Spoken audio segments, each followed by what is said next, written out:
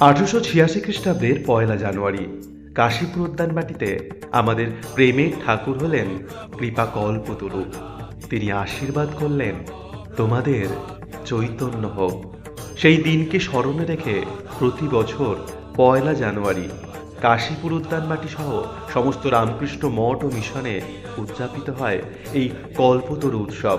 এবছর অর্থাৎ 2025 সালের 1 জানুয়ারি কাশীপুর উদ্যানবাটিতে মহা সমারোহে অনুষ্ঠিত হল সেই কল্পতরু উৎসব। সেই দিনের কিছু মুহূর্ত থাকলো আপনাদের জন্য।